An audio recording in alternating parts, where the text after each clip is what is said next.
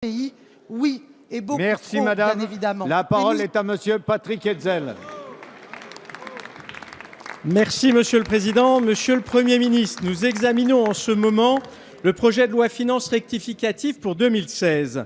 C'est un exercice traditionnel en fin d'année. Toutefois, la nouveauté, c'est que ce collectif budgétaire propose 5 milliards d'euros de crédits supplémentaires par rapport à ce que nous avions voté pour le budget 2016. Ces dépenses supplémentaires portent essentiellement sur des sous-budgétisations massives, dérapage des dépenses de personnel, explosion des dépenses de l'aide médicale d'État, etc. Vous financez le tout par effet d'aubaine sur des économies, sur la charge de la dette et sur le prélèvement au profit de l'Union européenne. Cela pourrait paraître anodin, mais c'est en fait très grave. D'abord parce que nous savons que les taux d'intérêt vont inévitablement remonter. Ensuite parce que vous avez ouvert les vannes de la dépense en cette fin de quinquennat.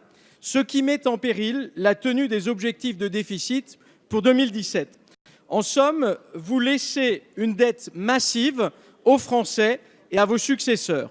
Vous serez donc une nouvelle fois bien largement au-dessus des 3% du PIB prévus par Maastricht à cause de votre incapacité à respecter la trajectoire de réduction du déficit. Enfin, parce que vous avez d'ores et déjà grevé le budget 2018. Ainsi, la prochaine majorité devra gérer vos 12 milliards d'euros déjà dépensés et dont le coût sera supporté en 2018 alors que les recettes manqueront à l'appel en raison des crédits d'impôt que vous aurez distribués dès 2017 comme cadeaux électoraux. Hélas, plus rien ne nous étonne avec vous, mais là, cela dépasse tout entendement. C'est de la cavalerie budgétaire. Au terme de ce quinquennat, nous aurons toujours une dette galopante. Alors quand aurez-vous le courage, Monsieur le Premier ministre, de dire la vérité à nos concitoyens sur nos comptes publics très largement déficitaires? Merci. La parole est à monsieur Christophe Sirugue, secrétaire d'État chargé de l'industrie. Merci, Monsieur le Président, Mesdames et Messieurs les députés, Monsieur le député Hetzel. Il semble que je me souvienne qu'à la fin de l'année 2014, qu'à la fin de l'année 2015, vous ayez entonné le même discours sur l'insincérité budgétaire. La réalité a montré, Monsieur le député, que les résultats de l'année 2015 et les résultats de l'année 2016 corroborent à la fois les éléments d'appréciation qui ont été portés par le gouvernement pour la composition de ces budgets et en même temps, bien sûr, la sincérité budgétaire que vous semblez mettre en cause.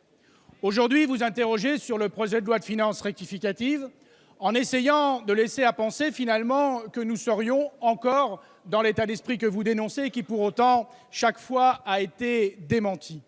Nous avons, je le crois, rétabli des fondamentaux. Parmi ces fondamentaux, il y a bien évidemment le respect que nous avons mis en place des objectifs que nous nous donnons. Un objectif de 3,3% que nous atteindrons pour ce budget et un objectif inférieur à 3% que nous atteindrons également l'année prochaine. Nous faisons cela et je rappelle que le Haut Conseil des finances publiques a dit que ces objectifs étaient à la fois atteignables et réalistes. Cela montre bien le sérieux à la fois des prévisions qui sont celles du gouvernement, en même temps les sérieux de la Commission qui travaille sur ces enjeux et que je veux saluer pour ces éléments-là. Et donc, Monsieur le député, je veux vous rassurer sur les craintes que vous exprimez, mais dont je comprends qu'elles sont un élément de discours dans une campagne électorale, mais qu'elles ne correspondent pas à la réalité de la situation financière. Merci, monsieur le secrétaire d'État.